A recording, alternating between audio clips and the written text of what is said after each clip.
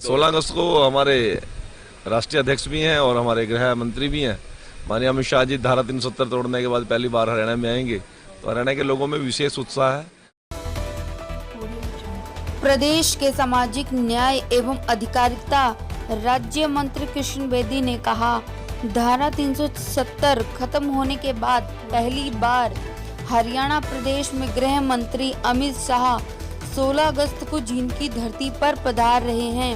राज्य मंत्री कृष्ण बेदी छपरी गांव में ग्रामीणों द्वारा अभिनंदन समारोह में बोल रहे थे। उन्होंने कहा कि छपरी गांव में करोड़ों रुपए की लागत से पुल का निर्माण करवाया गया है।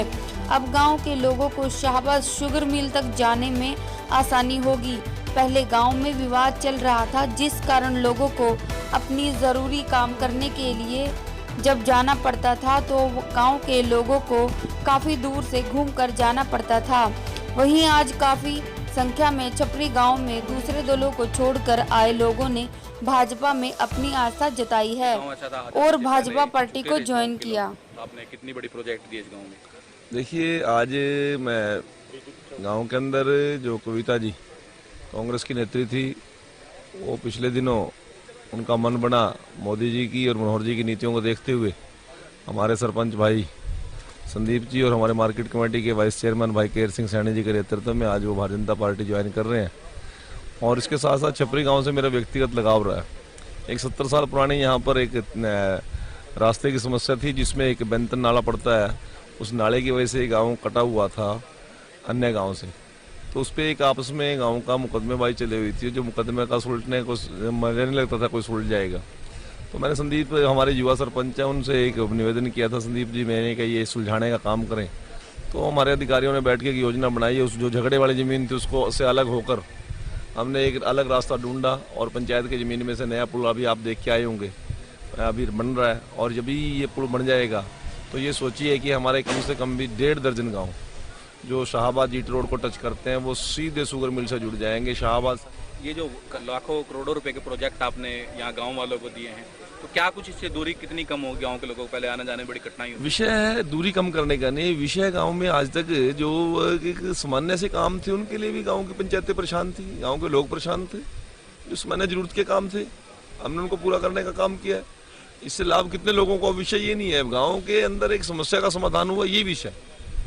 अमित शाह जी आ रहे हैं हरियाणा एक बार। हाँ, 16 अगस्त को हमारे राष्ट्रीय अध्यक्ष भी हैं और हमारे गृह मंत्री भी हैं माननीय अमित शाह जी धारा 370 तोड़ने के बाद पहली बार हरियाणा में आएंगे, तो हरियाणा के लोगों में विशेष उत्साह है।